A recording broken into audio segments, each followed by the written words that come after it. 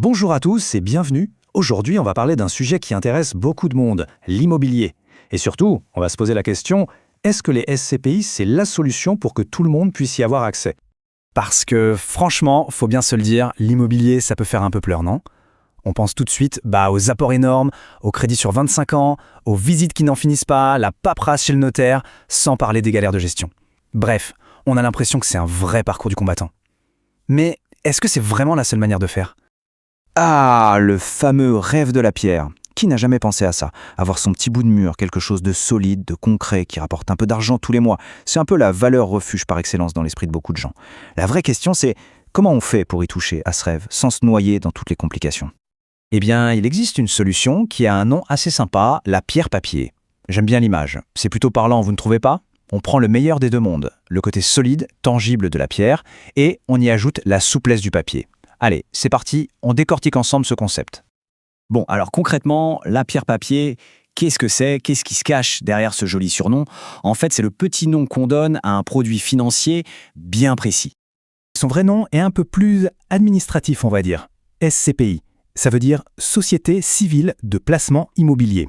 Si on lit la définition officielle, ça donne quelque chose comme un placement où plusieurs personnes mettent de l'argent en commun pour investir dans un ensemble de biens immobiliers, le tout géré par des pros. Mais pour le dire simplement, qu'est-ce que ça veut dire? C'est tout simple. En gros, on se met à plusieurs, on met notre argent dans un pot commun. Ce pot, on le confie à une société dont c'est le métier. Et eux, leur boulot, c'est de prendre cet argent pour acheter et gérer tout un tas de biens immobiliers. Des bureaux, des centres commerciaux, des entrepôts, parfois même des cliniques. D'accord, le concept, je crois qu'on l'a. Mais maintenant, la question qui nous brûle les lèvres, dans la vraie vie, comment ça se passe? On met de l'argent, et après, c'est quoi le chemin? En fait, c'est assez simple, ça se passe en 3 temps. Premièrement, on n'achète pas un immeuble entier, on achète des parts. C'est un peu comme acheter une toute petite brique d'un grand mur. Deuxième étape, la société de gestion, elle, s'occupe de tout, vraiment tout. Elle choisit les bons immeubles, trouve les locataires, gère les travaux, on ne fait rien. Et troisième étape, la meilleure, on reçoit sa part du gâteau, c'est-à-dire une partie des loyers qui ont été perçus. Ça tombe en général tous les 3 mois et c'est proportionnel au nombre de parts qu'on a achetées. Et ça rapporte combien, tout ça? Alors, pour avoir un chiffre en tête, le rendement moyen, ce qu'on appelle le taux de distribution, a pas mal tourné autour de 4,5% ces dernières années. Attention, c'est un chiffre net de frais de gestion, ce qui est pas mal. Mais, et ça c'est super important, ce n'est absolument pas garanti. Ce qui s'est passé avant ne veut rien dire pour l'avenir.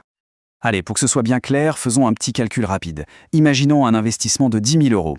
Avec ce fameux rendement de 4,5%, ça ferait à peu près 450 euros de revenus dans l'année.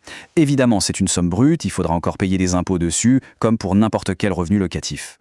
Bon, ça a l'air pas mal sur le paquet, mais comme pour tout dans la vie, il n'y a pas de solution magique. Il y a du bon et du moins bon. C'est donc crucial de regarder les deux côtés de la médaille. Alors côté avantage, il y en a 3 qui sortent vraiment du lot. D'abord, c'est accessible. Pas besoin d'être millionnaire, on peut démarrer avec quelques milliers d'euros. Ensuite, la diversification. Point clé, notre argent n'est pas mis sur un seul appart, mais sur des dizaines de biens différents, avec plein de locataires. Le risque est beaucoup plus réparti. Et enfin, le confort, la simplicité. On donne les clés et on n'a plus à s'en soucier. Maintenant, le revers de la médaille, les inconvénients. Premier point, et pas des moindres, le capital n'est pas garanti. La valeur des parts peut monter, mais elle peut aussi baisser. Deuxième point noir, la liquidité. Ce n'est pas comme une action en bourse qu'on vend en un clic. Revendre ses parts, ça peut prendre des semaines, voire des mois. Et enfin, les frais. Et là, il faut être attentif. Ouais, parlons-en des frais. Le chiffre qui pique un peu, ce sont les frais d'entrée, les frais de souscription. On est souvent entre 8 et 10%. C'est énorme! Pourquoi si élevé? En fait, ça couvre les frais liés à l'achat des immeubles. Ce que ça veut dire concrètement, c'est qu'il va falloir plusieurs années rien que pour rembourser ces frais de départ. Ça nous donne un indice crucial. La SCPI, c'est un marathon, pas un sprint. C'est un investissement qui se pense sur le très long terme. Finalement, s'il y avait une phrase pour résumer la promesse des SCPI, ce serait celle-là. C'est vraiment l'idée de base. On veut bien les avantages de l'immobilier, les loyers qui tombent, mais on ne veut pas les galères qui vont avec. Pas d'appel du locataire le dimanche matin parce que le chauffe-eau a lâché. Du coup, après tout ça, la grande question, c'est est-ce que c'est fait pour tout le monde? Pour quel type d'investisseur est-ce que ce placement est vraiment intéressant? En général, on voit 3 grands profils se dégager. D'abord, il y a celui ou celle qui adore l'idée de l'immobilier, mais qui n'a juste pas le temps. Ou pas l'envie, ou qui se dit « franchement, j'y connais rien ». Bref, la gestion, c'est pas son truc. Ensuite, il y a le profil qui cherche avant tout un complément de revenu, quelque chose de régulier. Et enfin, il y a la personne qui a déjà d'autres placements et qui veut juste ajouter la brique immobilière qui lui manquait pour que son patrimoine soit bien équilibré. Donc, si on devait résumer en quelques mots, ce serait ça.